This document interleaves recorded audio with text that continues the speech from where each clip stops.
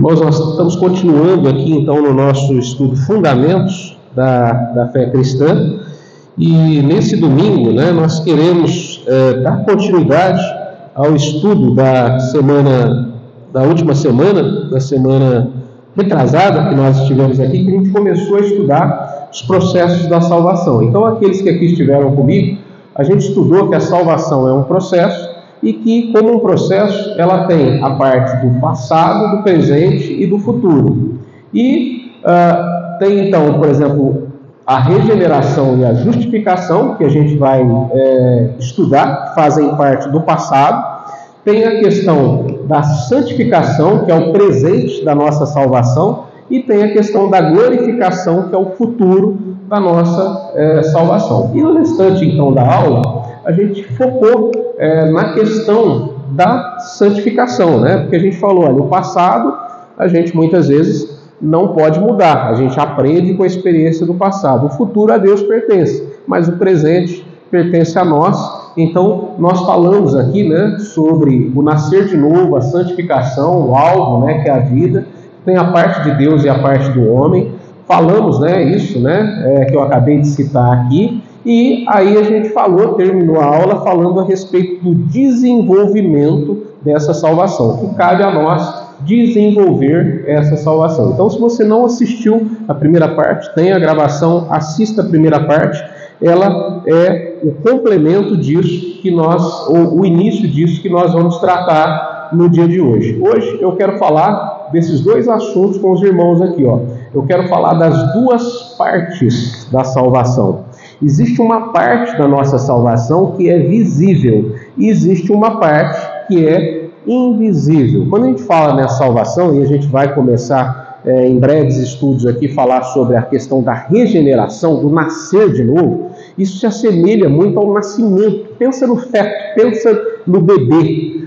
Quando aquela nova vida é gerada, uma parte daquilo é visível. Hoje em dia tem modernos aparelhos de ultrassom e você consegue ver o desenvolvimento passo a passo daquele feto. Eu me lembro que há muitos anos atrás, eu tenho 2 filhos, e quando tive ainda o primeiro filho, o Arthur, foi a primeira vez, depois teve a Júlia, e foi a primeira vez que eu consegui ver, Eu me lembro que a primeira vez que a Viviane me chamou, e eu estava junto com ela ali no ginecologista, eu falei, gente, mas parece um ratinho aqui, E aquilo ali vai se desenvolvendo e vai tomando forma. Então, existe algo visível naquele processo, mas existe algo totalmente invisível, Como que a vida, ela penetra naquelas células e ela vai criando toda uma organização e, de repente, no momento do nascimento, no momento de dar à luz, nasce aquela criança perfeita, Aquele ser novo que é parte do seu ser. Então, é algo maravilhoso também. A parte invisível. Então, falando a respeito da nossa salvação, da minha, de vocês ou de qualquer ser humano, ela é composta de uma parte visível, que é a parte da convicção de pecado e da confissão, e ela é composta de uma parte invisível, que é a parte da fé ou a parte do ouvir. Então, por que isso é importante, irmãos? Eu vou pular um slide aqui. Nós temos que ter 3 objetivos importantes com esse estudo para a nossa vida. Então, o primeiro objetivo é, evidentemente, ver se a nossa vida está de acordo com aquilo que nós estamos aprendendo a respeito da salvação. Ou seja, eu fui salvo, eu fui realmente alcançado por Cristo, eu fui realmente regenerado, eu fui realmente transformado. Esse é o primeiro objetivo que a gente tem que ter com esse estudo. O segundo objetivo é a gente evangelizar corretamente. Então eu vou falar aqui no decorrer desse ensino dessa manhã que muitas vezes as pessoas vêm para a casa de Deus, mas não são salvas. Tem muita gente na casa de Deus que não é salva. Por quê? Porque não foi evangelizado corretamente. Então, a nossa responsabilidade é entender como evangelizar corretamente. Isso a gente vai estar aprendendo aqui. E nós temos a responsabilidade de ser o quê?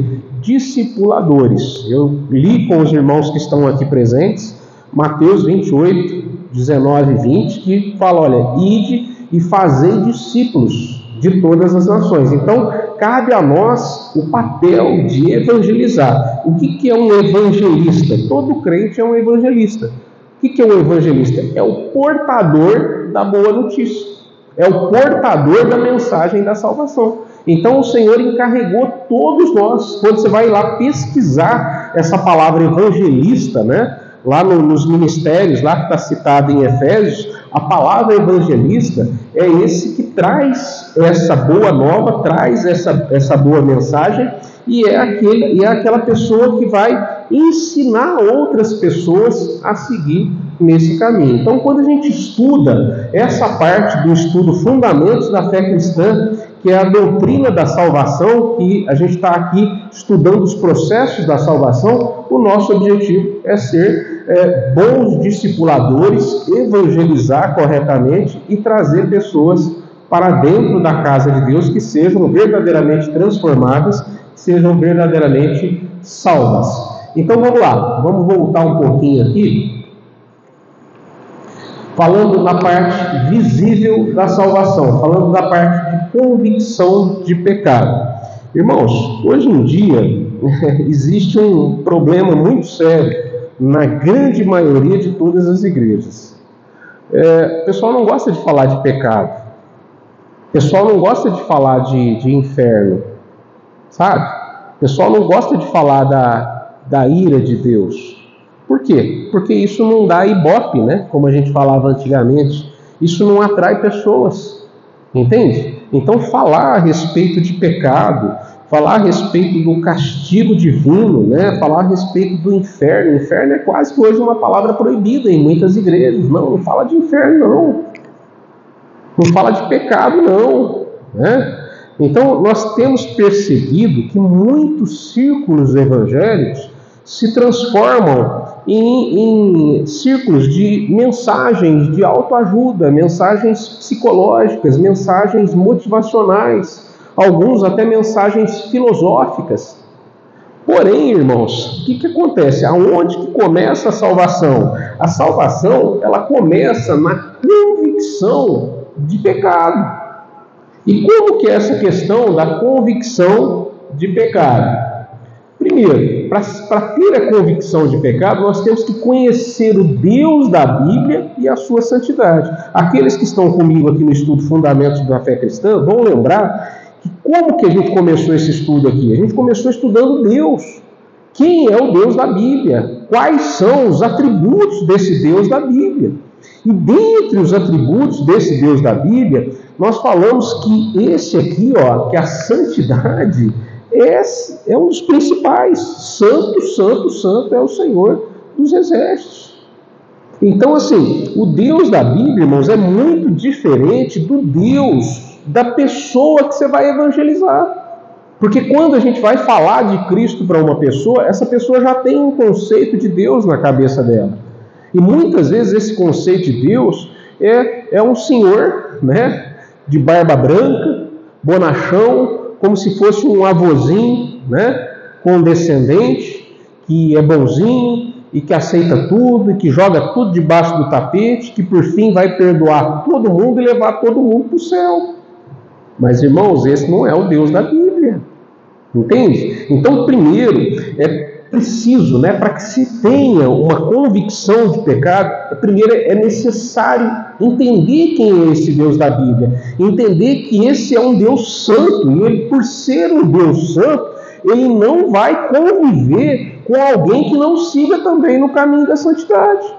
Ele não vai conviver com uma pessoa que às vezes tem uma profissão de fé, mas a vida dela não está de acordo com essa profissão de fé. Então, quando a gente começa a entender um pouquinho desse Deus e um pouquinho da santidade desse Deus, a gente começa a fazer um paralelo e analisar então o homem e a pecaminosidade do homem. Entende? No estudo Fundamentos da Fé Cristã, depois que a gente estudou Deus, a gente começou a estudar a doutrina do homem. A gente estudou a criação, estudou o homem e estudou a queda do homem. E quando a gente estudou a queda do homem, a gente percebeu o seguinte, que todo homem nasce com uma doença, se é que eu posso chamar assim, chamada pecado. Todos nós nascemos com uma inclinação para a carne, para aquilo que a carne gosta. Tá? E o que a carne gosta, a Bíblia vai falar lá em Romanos que está em inimizade com Deus. A minha carne é a sua carne. Ela nunca, não espere que a sua carne acorde num domingo de manhã e fale assim: oh, glória a Deus, vamos para a escola dominical. Não espere que a sua carne fale para você assim: olha, você precisa de orar mais, você precisa de conhecer mais a Deus, você precisa de estudar a sua Bíblia, você precisa de ler um bom livro cristão. A sua carne nunca vai falar isso. A sua carne vai chegar para você e falar assim: pô, mas você trabalha demais, meu. Relaxa, vamos descansar aí, vamos curtir. Dorme até um pouco mais tarde. Para que você vai na igreja hoje? Você já foi semana passada. Para que você vai vir aí na igreja num domingo de manhã, numa quarta-feira? Quase ninguém vem. Está entendendo, meu irmão? A carne é assim, ela nunca vai puxar para o lado de Deus. Ela vai puxar para o lado do nosso ego, para o lado dos prazeres, das coisas materiais. E nós nascemos com essa inclinação pecaminosa. Então o pecado não é simplesmente aquilo que as pessoas pensam lá fora, que é matar, roubar, adulterar, tudo isso é pecado. Mas tudo isso são consequências da nossa carne, daquilo que a Bíblia chama da inclinação pecaminosa da nossa carne. Então os pecados, sejam eles ocultos, interiores da mente ou exteriores, são meras consequências de um estado que cada um de nós nasceu com ele e vai ficar com ele até que aquela fase do futuro da salvação chamada glorificação se efetive. Todos nós vamos ter a carne. Todos nós, Por isso que a Bíblia vai falar que o espírito milita contra a carne. O que é militar? É brigar mesmo. O espírito luta contra a carne e a carne contra o espírito. Isso para quem? Para quem já foi salvo. Porque quem não é salvo não tem essa luta. Aí a carne domina totalmente. Então, quando o homem, irmãos, ele entende um pouquinho dessa santidade de Deus, e ele entende a respeito da sua própria pecaminosidade, ele entra num certo desespero. Por que ele tem esse desespero? Porque ele consegue entender que tudo que ele faça, ele não vai conseguir resolver esse problema da carne dele. Ainda que ele tenha assim, uma força de vontade extrema, ainda que ele faça um propósito, ainda que ele bata o pé. Irmãos, existe algum homem que consegue chegar e falar assim: olha, a partir de hoje, nunca mais eu peco. Você consegue ter algum homem que consegue, homem, mulher, consegue falar assim: ó, eu vou assinar um documento aqui para você, que a partir de hoje nunca mais eu peco. Nem em pensamento, nem em palavra, nem em atitude, nem em ação, nem em omissão. Não tem como. Então perceba que a situação realmente é desesperadora. Porque não tem nada que a gente faça. A Bíblia fala que nada que a gente fizer vai nos conseguir levar à salvação. Esse é o desespero, entende? Quando a gente entende a santidade de Deus e a pecaminosidade do homem, a gente entende que a gente está desesperado. Por quê? Porque a Bíblia mostra dois caminhos. E a gente entende que, pela natureza que a gente já nasceu com ela, a gente vai para cá, a gente vai para o inferno. O que o homem precisa fazer para ir para o inferno? Nada. Está entendendo? Nada. As pessoas lá fora não entendem isso. As pessoas lá fora estão entendendo um Deus diferente, um Deus que só vai mandar para o inferno aquele sujeito que está lá traficando, que está lá matando, que está lá fazendo aqueles absurdos. Mas a Bíblia não ensina assim. A Bíblia ensina que se esse homem não fizer nada, automaticamente ele não tem como passar a eternidade com Deus Santo. Por quê? Porque ele é pecaminoso. Por nascença, ele recebeu isso de Adão, do primeiro Adão. Ele já recebeu isso. Então, irmãos, está entendendo? Isso aqui, a convicção de pecado que se baseia nesses 3 pontos aqui, isso é o princípio da evangelização. Se a pessoa não entender esses 3 elementos, não adianta você trazer ela para a casa de Deus se ela não entender isso, porque ela não teve a verdadeira convicção de pecado.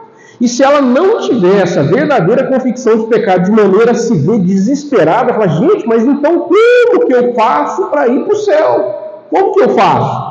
Se ela não chegar nessa encruzilhada, nesse ponto que aquela coisa dói na alma dela, que ela fala: gente, Apesar de eu ter nascido, às vezes, numa família cristã, apesar de, às vezes, meu pai ser pastor, minha mãe ser obreira na casa de Deus, eu estou condenado. Você entendeu? Se ela não chegar nesse ponto de convicção de pecado, ela não vai chegar ao verdadeiro arrependimento. Então, quando a gente volta aqui, ó, tá vendo? Convicção de pecado é algo imprescindível, é algo indispensável para que a pessoa seja verdadeiramente salva. E aí, né, quando a pessoa chega nesse ponto, ela tem que passar por um outro elemento, né? Lógico que tem aí o arrependimento, depois nós vamos falar mais sobre arrependimento, mas ela passa por um outro processo visível, né?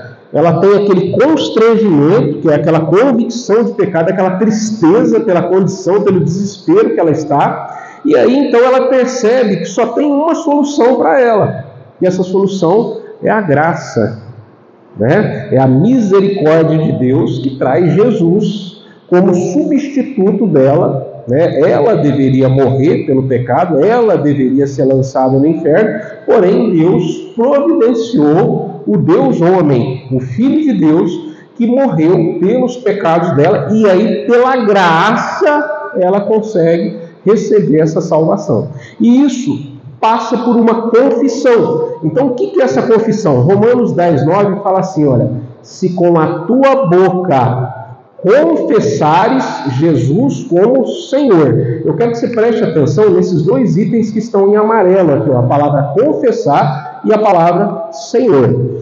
O que é uma confissão, irmãos? Pensa num time de futebol. Tem gente, né? Eu não torço também no time de futebol, mas eu sei que tem gente que torce, que é fanático pelo time de futebol. Né? Tem isso, não tem? Eu pergunto, tem alguém que é fanático, torcedor assim, de carteirinha mesmo, e que fica na surdina? Ninguém sabe que ele é fanático? Ninguém sabe que ele é aquele torcedor roxo? Existe isso? Eu nunca vi. Por quê? Porque quando o sujeito é torcedor de um simples time de futebol, ele se orgulha daquilo, ele bota a camiseta do time, a blusa do time, ele tem a carteirinha, ele compra a caneca do time, e ele vai lá, às vezes o time está jogando lá em São Paulo, ele pega um ônibus ou um carro, ele vai lá em São Paulo para poder ver. Então é algo aberto, irmãos. Entende? Então isso é confissão. Confissão é você falar, olha, eu sou um filho de Deus agora, eu mudei de vida, eu sou um sujeito que eu sigo a fé cristã. Entende? É totalmente diferente do que está acontecendo no Evangelho hoje em dia, irmãos. O que está acontecendo no Evangelho hoje em dia são crentes que ninguém sabe que é crente.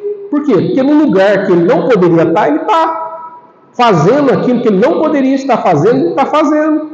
Vivendo com pessoas que ele não poderia estar vivendo, ele está vivendo. Tendo comunhão com pessoas que ele não poderia estar tendo. É o contrário de confissão. Entende? Então, confissão não é só você falar para você mesmo, ou a hora que você está na igreja, você falar assim, eu aceitei Jesus. Confissão é a sua vida. Assim como o torcedor, ele não quer esconder de ninguém, muito pelo contrário, ele quer mostrar para o máximo possível de pessoas de quem que ele é torcedor, aquele que é filho de Deus, ele se orgulha, né, se é que eu posso usar essa palavra, de ter Jesus como seu Senhor. Aí a gente vai naquele ponto que a gente tem citado sempre aqui. Todo mundo quer um Salvador, não quer? A moderna evangelização, e eu coloco entre aspas, essa moderna evangelização cristã, ela tem Jesus como Salvador.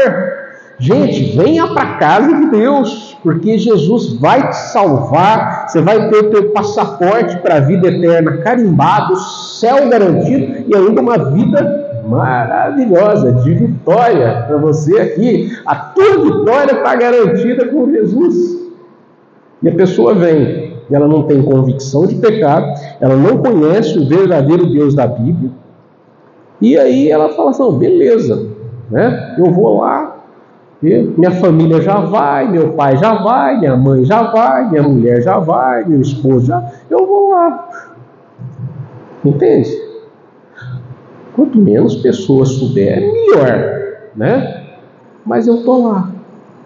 Entende? Ela quer um Salvador. Ela não quer um Senhor. Por quê? Porque Senhor é aquele que controla a tua vida. Então, a partir do momento que a pessoa recebeu a verdadeira salvação, ela não vai fazer mais a vontade dela, a vontade da carne dela, a vontade dos pensamentos dela, a vontade da inclinação dela. Ela vai fazer a vontade do Espírito. Entende? Ela vai fazer a vontade do seu Senhor, que ressuscitou dos mortos e garantiu a ela também o quê? A ressurreição dos mortos. Então, irmãos, essa parte, ou essas partes, são partes mais visíveis da salvação, que é quando a pessoa realmente, ela se constrange, ela tem aquela tristeza verdadeira para o pecado. Isso é a base para o verdadeiro arrependimento, essa verdadeira convicção, essa verdadeira tristeza do pecado. E a confissão, quando realmente ela fala assim, não, peraí, eu preciso mudar de vida, eu quero mudar de vida, eu quero levar isso a sério. Eu não quero ter uma religião, eu não quero ter uma membresia numa igreja, eu não quero simplesmente ter um compromisso, eu não quero simplesmente estar numa igreja porque meu pai, minha mãe, meu esposo, minha esposa, meu amigo está, ou eu não quero simplesmente estar numa igreja para poder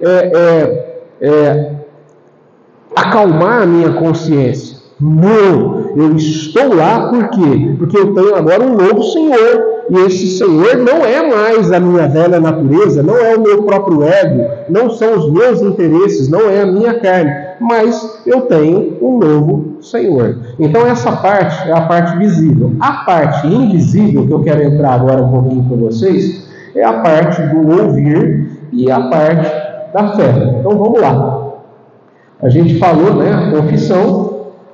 Agora, olha só, como que é essa questão do ouvir e da fé? Ora, a fé, aqui tem Hebreus 11:1, aquele versículo muito conhecido, que fala assim, que a fé é a certeza de coisas que se esperam e a convicção de fatos que não se veem. Então, vamos lá, vamos entender um pouquinho a respeito dessa afirmação aqui.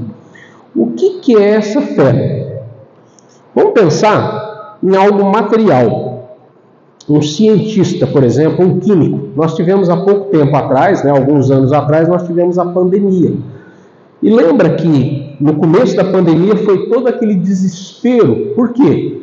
Porque apesar de todo o conhecimento da medicina, da química, farmacológica, eles falaram no início de 2020, olha gente, vai demorar mais de um ano, ou quase um ano, para se produzir uma vacina.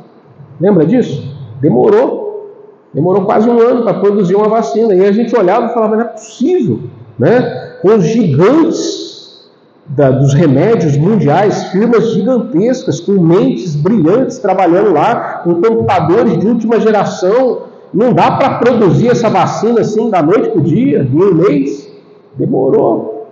Por quê? Porque eles têm que pegar ali e eles têm que submeter aquilo a testes, até averiguar, não, agora tem a vacina. Entende? Assim é com remédios. Lembra quando, no século passado, questão do antibiótico, as pessoas morriam por infecção. Aí até que se descobre o antibiótico, se testa o antibiótico. Então é um processo de verificação isso. Irmãos, a fé é mais ou menos a mesma coisa, só que sem ter o fato material, sem ter o fato visível, entende? Isso é fé. Fé, é uma certeza de algo que você espera. Se você espera, é porque você não tem, não é verdade? Então a gente espera o céu. Nenhum de nós conheceu o céu, mas a gente espera. E a gente espera com toda certeza. E a gente tem convicção. Então olha só, o que é fé? É uma certeza e uma convicção em cima de algo que você espera e algo que você não vê. Isso é fé. Então a pessoa, quando ela realmente recebe Cristo como seu Salvador, ela tem aquela fé, aquela convicção, não, eu sei que Jesus é o meu Senhor, eu sei que eu estou caminhando para a vida eterna, eu sei que um dia eu vou morar com Deus. Tem aquela convicção, mas aí você fala, mas você tem essa convicção? Deus apareceu para você? Deus falou pessoalmente com você? Não, mas eu ouvi a Deus. E como que você ouviu a Deus? Você ouviu uma voz, né, misteriosa, tal? Não é bem assim, né? E aí eu queria falar um pouquinho com vocês a respeito dessa questão de ouvir. De sorte que a fé, né, nós falamos sobre o que é fé. Mas a fé, diz a palavra, é pelo ouvir. E o ouvir pela palavra de Deus. Então vamos entender, irmãos, um pouquinho mais a respeito disso daí. Existem duas formas de você ouvir. Você pode ouvir com o ouvido, ou você pode ouvir com o Espírito pelo Espírito.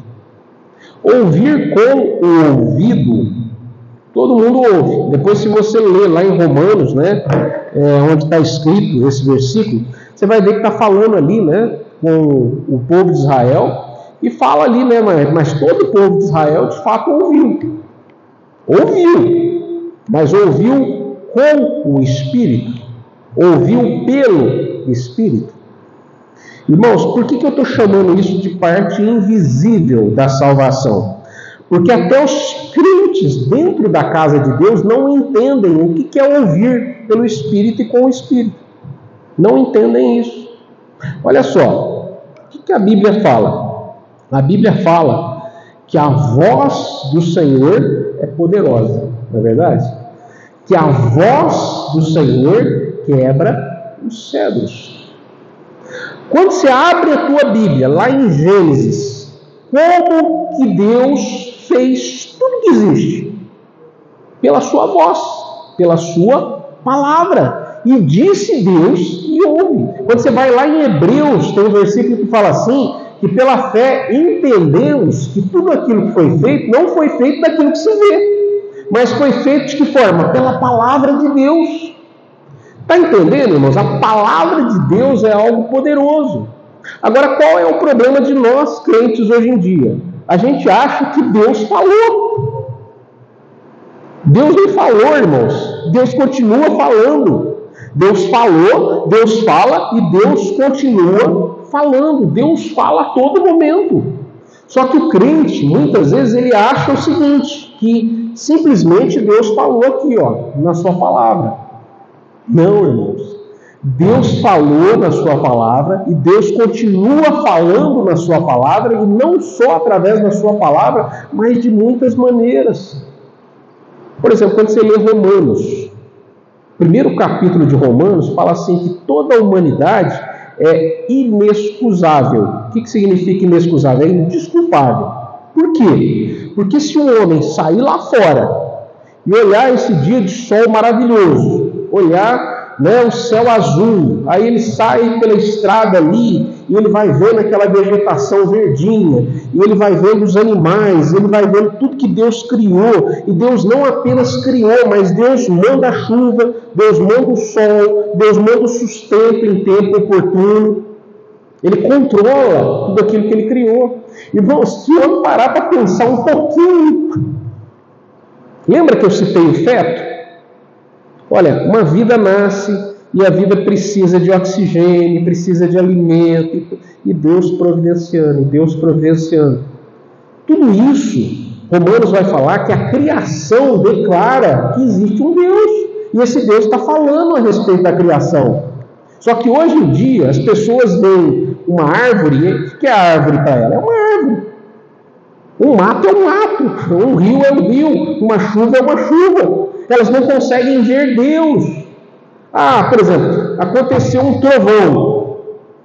Não, mas isso não é a voz do Senhor. Isso é uma nuvem, né, que chocou com a outra nuvem, provocou um som. Então isso aqui é um trovão. Está entendendo, irmãos? Deus está falando o tempo todo. Ele está falando através da natureza. Ele está falando, né, depois do capítulo 2 de Romanos, vai falar que Deus fala na consciência dos homens. Que a própria consciência fala com ele. Fala, isso aqui que você está falando, você está fazendo está errado. Você pode até amortizar ali a voz da sua consciência, cauterizar, só como ela fala. Está errado. Entende?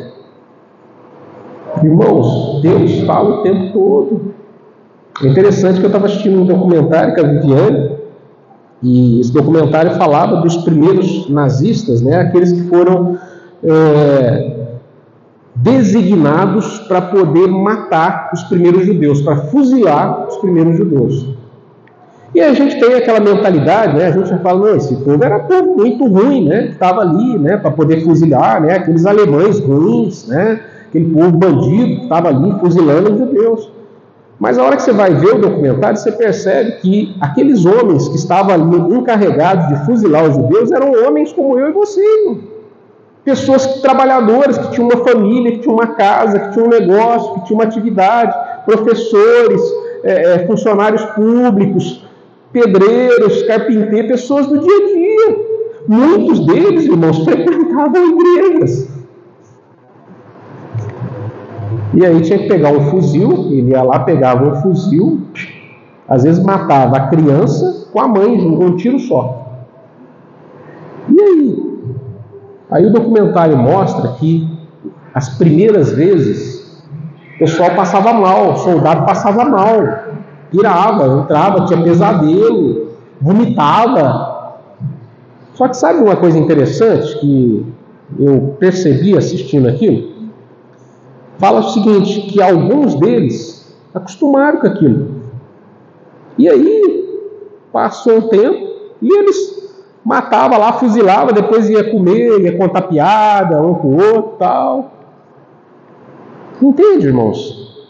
Mas aquela consciência daqueles homens foi cauterizada. Eles arrumaram argumentos para sufocar a sua própria consciência, mas Deus fala. Deus fala através da natureza, Deus fala através da consciência, Deus fala na casa de Deus, Deus está falando com cada um de vocês aqui. Mas como que nós fazemos? Se eu já sei, isso não é para mim, isso é para o meu vizinho. Se o fulano de tal estivesse aqui ouvindo. Não é? Mas Deus está falando com você. E quantas vezes, irmãos, no nosso dia a dia, a gente não escuta a voz de Deus. E por que a gente não escuta a voz de Deus? Porque olha só, e eu já estou partindo para o encerramento. Hoje, irmãos, nós estamos num mundo visual. Você já parou para perceber isso? Nosso mundo é totalmente visual. O versículo que eu li aqui da fé fala assim, olha, que a fé é a certeza das coisas que se esperam e a convicção, né, ou firme fundamento, algumas versões vão falar, daquilo que não se vê. Mas o mundo hoje é extremamente visual. Olha só, raciocina comigo. Se nós fôssemos fazer um teste, eu estou falando de crentes, tá? Crentes professos, que frequentam a casa de Deus. Na última semana, ou no último mês, quanto tempo esses crentes ficaram diante de uma tela? Seja de computador, seja de celular, seja na televisão. Quanto tempo eles dedicaram a uma tela? Eu não estou falando de trabalho, tá? Vamos tirar o trabalho fora. Eu sei que no teu trabalho você vai precisar usar o celular, falar com o cliente, usar um computador. Tira o trabalho. Tempo fora do trabalho. Quanto tempo, pensa você, quanto tempo no último mês você ficou vendo coisas? E quanto tempo no último mês você esteve quieto, diante de Deus em oração? Quanto tempo? Será que o tempo de tela foi maior do que o teu tempo com Deus? O tempo a sós com Deus, o tempo meditando na palavra de Deus, lendo a palavra, orando? Porque a gente pensa, irmãos, que orar, né, eu vou falar um pouquinho disso daqui a pouquinho, a gente pensa que orar é só você falar com Deus, mas orar não é isso. Orar é você falar com Deus e você acalmar a tua mente, o teu espírito, para Deus falar com você. Irmãos, Deus não fala com a gente mais. Por quê? Porque o povo está ocupado demais. Quando o povo não está ocupado demais no trabalho, nas coisas do dia a dia, nas coisas que fala assim, não, eu tenho que fazer, ele está ocupado demais com as coisas que ele não tem que fazer. Você entendeu? Mas o tempo dele a sós com Deus, o tempo dele, né, fazer como fala lá no Salmo, aquietai-vos e sabei que eu sou Deus. Fica quieto, para você poder escutar. Você já teve uma coisa que é terrível para mim, né? É quando eu estou num ambiente, né, e eu tenho um problema ainda no ouvido direito, que torna mais grave isso, é quando eu estou num ambiente com som alto, com muita gente falando ao mesmo tempo, e eu quero escutar o que você está me falando. É terrível para mim isso. É horrível. Mas, irmãos, isso acontece com a gente, com Deus o tempo todo. Sabe?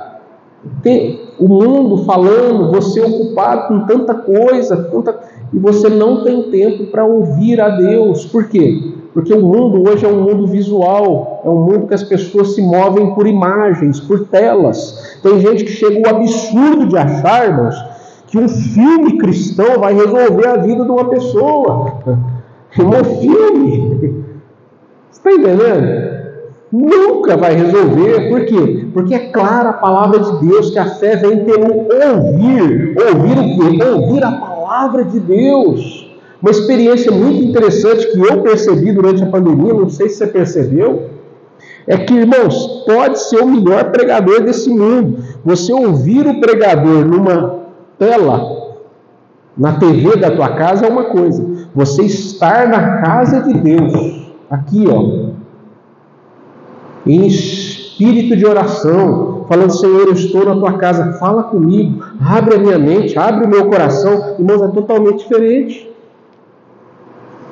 Por quê, irmãos? Porque é desse jeito que Deus colocou, é desse jeito que os apóstolos faziam, e hoje a gente está querendo reinventar a roda, mas não é assim. Então o que a Bíblia ensina? A Bíblia ensina que a verdadeira igreja de Cristo tem 3 formas dessa verdadeira igreja de Cristo crescer. A primeira forma é a pregação da palavra de Deus, é o povo ouvir a palavra de Deus. Depois, a segunda forma é a oração. O que é a oração? É como eu disse aqui, não é simplesmente você falar. Tem gente que acha que oração é só pedir. Chega para Deus com um rosário de pedido, né? Senhor, vamos ticar aqui, ó. Primeiro pedido, segundo pedido, terceiro pedido. Oração não é isso, meus. Oração é uma conversa com Deus. É você ter tempo. Às vezes na oração, você tem que ficar calado. Esperar Deus falar contigo. Sabe? E como é que Deus vai falar comigo, irmão? Eu vou ter uma voz sempre. Não. Deus vai falar no teu coração. Você vai sentir aquela voz suave de Deus falando: ó, faz isso, muda isso aqui, vai por esse caminho aqui. Entende? Isso é oração, irmãos. A igreja cresce através da pregação da palavra, a igreja cresce através da oração, e a igreja cresce através da vida exemplar daquele que frequenta essa igreja. São as 3 formas da igreja realmente crescer. Estou falando da igreja de Cristo. Não estou falando daquela igreja cheia de membro que não é salvo. Cheia de salvos. Assim que a igreja cresce, é dessas 3 formas. E é isso, irmãos, está ligado ao quê? Ao ouvir com o Espírito pelo Espírito. Então, como que nós deveríamos ler a nossa Bíblia? Nós deveríamos, antes de ler a nossa Bíblia, nos colocar na presença de Deus em espírito de oração e falar: Senhor, eu vou abrir a tua palavra, fala comigo, me ensina, Senhor, me corrige, me exorta, direciona a minha vida, abre a minha mente, abre o meu coração, grava a tua verdade no meu coração. Abrir a tua Bíblia realmente tendo fé que Deus vai falar contigo. Sentar na casa de Deus realmente tendo fé que Deus vai falar. Você já viu o jeito que o povo chega para os cultos hoje em dia, irmãos? Já não chega no espírito certo, já não chega no espírito de reverência, já não chega no espírito de adoração. E por que muitas vezes não chega? Porque às vezes você pega a maioria dos evangélicos hoje em dia, eles vão num culto só de domingo à noite. E como que ele passou o domingo dele? Como que ele passou a semana dele? Ele passou a semana dele de uma forma visual. E ele passa muitas vezes o domingo de outra forma visual. E ele não sabe ouvir a Deus. Irmãos, hoje em dia nós estamos sofrendo, a igreja está sofrendo de surdez espiritual. Ela não sabe ouvir a Deus. Ela não sabe que essa voz é poderosa, de tal forma poderosa, que lá em João, no Evangelho de João, fala que no princípio era o quê? O Verbo. E o Verbo estava com Deus e o Verbo era Deus. Pode-se traduzir, no princípio era aquele que é a palavra. E a palavra estava com Deus e a palavra é Deus. É Jesus. Mas aí o próprio primeiro capítulo fala assim, que Jesus veio para os seus. E os seus não o conheceram. Agora, por que não conheceram, irmãos? Porque não ouviram. Ouviram com o ouvido físico, mas não com o ouvido espiritual. Então é isso, irmãos, que eu chamo de a operação invisível que tem na salvação. Entende? Tem um mistério aí. Tem um mistério aí. Que é esse mistério que faz a pessoa abrir os seus ouvidos espirituais. Falar, gente, isso aqui não é simplesmente doutrina, isso aqui não é simplesmente escrita, isso aqui não é simplesmente filosofia, isso aqui é a vida de Deus na minha alma que vem através da palavra. Está entendendo, irmãos? Isso é o verdadeiro evangelho. É a voz de Deus na alma do homem, transformando essa alma, renascendo esse homem, ou seja, regenerando. Isso é regeneração. Entende? Essa voz misteriosa e poderosa que chega no momento que ela realmente abre a mente espiritual e ela desce para o coração e ela faz aquela transformação naquela vida. Irmãos, eu encerro dizendo o seguinte, que ainda ontem, um pouquinho antes do final da tarde, a gente tirou um tempinho para descansar e eu estava assistindo um documentário e aí o título me chamou a atenção, God Forbidden, Deus proíbe, né? Alguma coisa nesse sentido. E aí eu comecei a assistir e me chamou a atenção, porque olha para você ver o que aconteceu. Não vou dar detalhes aqui, mas o documentário é um jovem falando, e esse jovem, um dia ele estava trabalhando de barman num determinado local, e ele vê que uma mulher já de meia idade, já na sua casa dos seus 40 e poucos anos, dá uma cantada nele, chama ele para ir para o apartamento dela, e ela vai, e chega lá, né, ela quer ter um relacionamento com aquele jovem, com o marido assistindo. Só que resumindo para vocês, irmãos, o marido dessa mulher é simplesmente filho de um dos maiores pastores dos Estados Unidos e o presidente de uma das maiores universidades evangélicas dos Estados Unidos.